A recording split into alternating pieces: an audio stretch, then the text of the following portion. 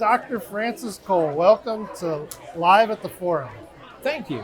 Thank you very much for taking the time. How many years have you been in the Job Corps community? I have been in the Job Corps community just over 27 years. Started as a trade instructor, thinking it was going to be a temporary gig. And unfortunately, or fortunately, got hooked on the students, got hooked on the mission, and went from being a trade instructor to being a manager on the center, and then moved on into the regional office. And when we say trade, what were you doing? I was a culinary arts instructor. I actually worked as a culinary instructor for Johnson & Wales years ago. Okay. Worked in the industry and was an executive chef for Marriott. What's your favorite thing to cook? Oh, geez. Just about anything from Asian cuisine, because it's a lot of prep and a little bit of cooking. An opportunity to mix so many different flavors together, which kind of takes us back to Job Corps. It's an opportunity to mix so many different trades, so many different industries, so many different personalities. Variety is the spice of life. When you say your kids, it's something that always comes through anytime I've ever talked to you. Yes. What makes it so important? Every parent wants the best for their kids. And if I look at every student in Job Corps as my kid, I want it to be good enough for your kid. And if it's not good enough for your kid, then why is it good enough for mine?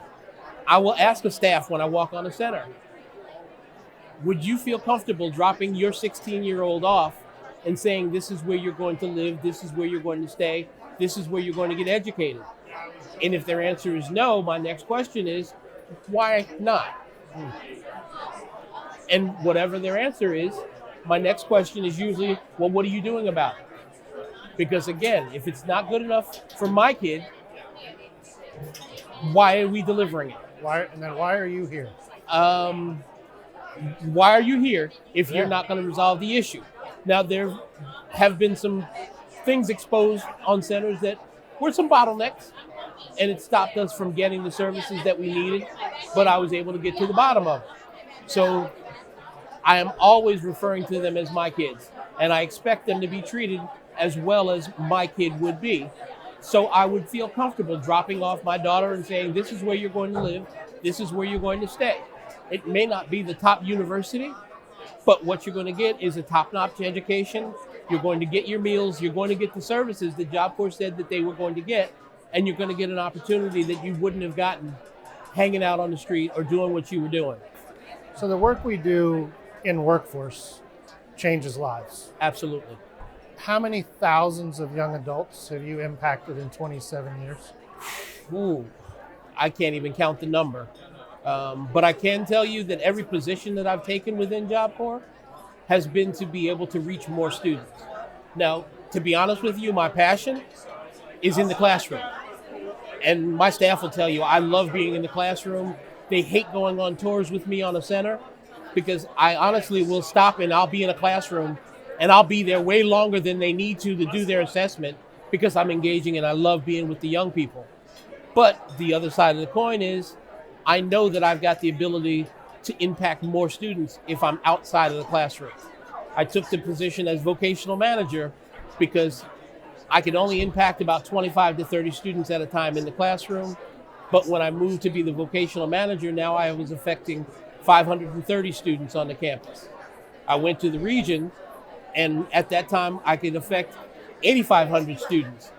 Now I actually am a federal manager with the Department of Labor, and I help make the policy decisions that affect thousands of students every year just by weighing in on the policies and being connected to those young people that need the services that we need.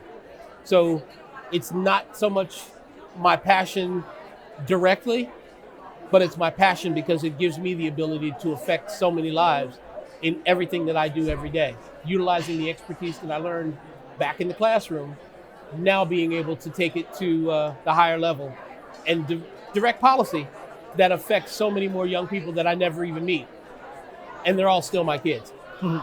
So our close personal friend, Jerry McGroarty, passed away recently. I think I speak for both of us if I said we were blessed to know him. Absolutely. Someone that came to work on a Job Corps Center every single day with the same passion and commitment that Absolutely. you have. He got a year of retirement in. You and I have known each other for more than a couple days. 27 years of Job Corps commitment. When is your time to go do the next thing? I can't say I've got an absolute date, but I am working on a transition plan. Okay. I am developing some other people to have the same skills. One of the things that my staff will tell you is that even when we're making hiring decisions in the regional office, we look at the skill sets of the person, but we also look at the passion and their commitment to the mission. It sounds like we can count on you to be on youth councils, for workforce development boards. I would not be surprised that I end up somewhere else. I understand you live relatively close to a Job Corps Center. I do. I can't imagine you won't stop by that one and have lunch from time to time. I anticipate that I will probably spend more time there than the average Job Corps retiree. Okay. But the nice part is that I was blessed enough to save for retirement and to be able to put away. And one thing that I've always talked about is that I want to work because I want to work, not because I have to work. Okay. And I think I'm at that point where I'm working because I want to, not because I have to. Sure. And there's a different mindset when you are going to work because you want to, and you get to do what you want to do, knowing that if you don't want to do this anymore, you can move forward. I think about my oldest brother who was in the Army. Unfortunately, he had a medical condition that the Army took accountability for, and so he could take a medical discharge anytime he wanted to, and he was enjoying his time in Germany, serving, doing exactly what he loved to do. And then he got orders that he was going back stateside to do a job that he really did not want to do. To this day, when you ask my brother, why did you get out of the Army? He said, because it wasn't fun anymore. Left the Army, took a civilian position at the military base, building catch cables for aircraft carriers, became a union rep, defending people in the workplace. Okay. And retired from a civilian federal position with now 2 retirements from the federal government. And in retirement, believe it or not, you know what he does? Transport driver for the VA. Wow. He drives veterans to their medical appointments and helps them move if they have to relocate. Okay. So again, and I think my family gets it because we're all 5 of us are in some type of service industry. And it spurs from my mom. Got a couple minutes left. Sure. You got a message for the people you've worked with, maybe the students that are in the centers now?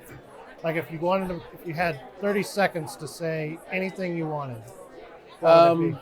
For the students, life is about living, and you're always going to have challenges. Life is boring if it's only going to be flat roads.